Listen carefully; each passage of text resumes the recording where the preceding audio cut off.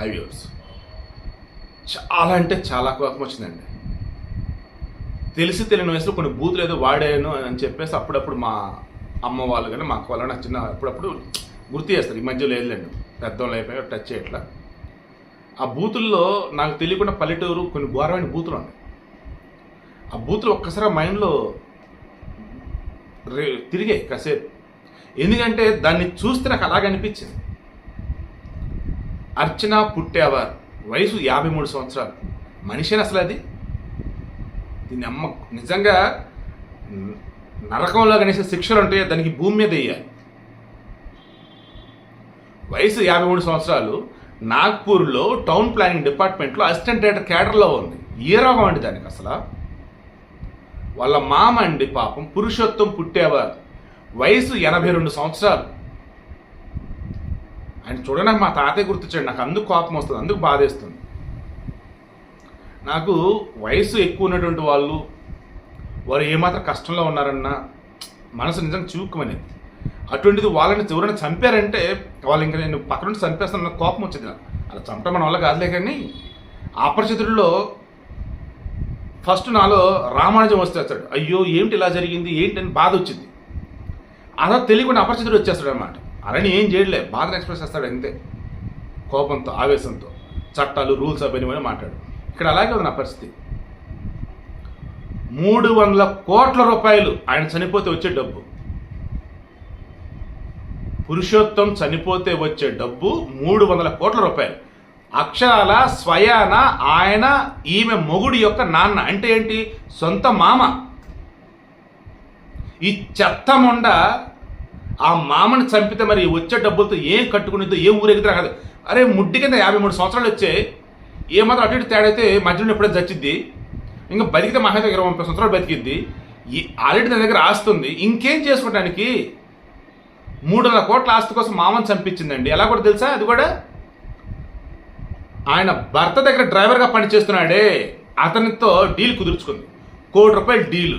ఏంటా డీలు? నువ్వు నీతో పాటు ఇంకిద్దరిని పెట్టుకో, మీ అందరి దగ్గర ప్రాపర్ వేలో డ్రైవింగ్ లైసెన్స్ ఉండాలి. మీరు ఎలా అంటే అనుకోకుండా ఒక మనిషిని గుద్దాము, భయమేసి పారిపోయామన్నట్టు ఉండాలి. ఆ తర్వాత మీరు పోలీసులు దొరికినా ఏమండి ఆయన ముసలాన్ని అడ్డొచ్చాడండి తెలియక జరిగిందని చెప్పేసి మీరు చెప్పాలా. అలా మొత్తం సీన్ కూడా అలాగే ఉండదు, ఎక్కడ డౌట్ రాకూడదు అని క్రియేట్ చేసింది. అవి నాట్ క్రియేషన్, వాడికి మొత్తం ఎక్స్ప్లెయిన్ చేసింది. వాడు ఓకే మేడం అన్నాడు. ₹1 కోటి డీలు. ఇంకో ఇద్దరు పోగు చేసుకున్నాడు. నెక్స్ట్ ఏం చేశారు? ఒక పాత కారు రెంట్కి తీసుకున్నారు. ఆ రెంట్కి తీసుకున్న పాత కారులో వస్తూ పాప ఈ పెద్ద పురుషోత్తంని చంపేశారు. ఇదంతా జరిగింది మే నెలలో. పోలీసులు విచారణ చేస్తున్న మూమెంట్లో ఎవరు గుద్దారేంటి పట్టుకున్నారు, చనిపోయింది ఎవరు ఏంటి తెలిసింది. Hit and run case almost close. Then ఒక సుపీరియర్ పోలీస్ అధికారి ఒక అతను చెక్ చేశాడు. మొత్తం చెక్ చేసుకుంటుంటే సీసీటీవీ ఫుటేజ్ చూస్తుంటే ఆయనకి ఎక్కడో తేడా కొట్టింది. అరే ఎక్కడో తేడా కొడుతుందిరా, ఇది నాకెందుకు ఇది హత్య అనిపిస్తుందిరా అని చెప్పేసి ఇన్వెస్టిగేషన్ మొత్తం వస్తే నా ముందు పెట్టండి ఫైల్ అన్నారు. పెడుతూ ఉంటే ఆయనకి హత్య అనే డౌట్ వచ్చేసి డిఫరెంట్ వెళ్ళి విచారణ చేశాడు. అప్పుడు తెలిసింది ఎవరైతే డ్రైవింగ్ చేసి చంపారో వాడు ఈ పురుషోత్తం యొక్క కొడుకు దగ్గర పనిచేసే డ్రైవరు. అండ్ వీడు పురుషోత్తం యొక్క కోడల దగ్గర అపర్ణ దగ్గర ₹1 కోటి సుపారీ తీసుకొని ఈ మనిషిని చంపాడు. దెన్ అపర్ణని ఇంక వాళ్ళ వేళ విచారించారు. అపర్ణ అర్చన వాళ్ళ వేళ విచారించారు. దెన్ అప్పుడు తెలిసింది డబ్బు కోసం మామని చంపించింది అని.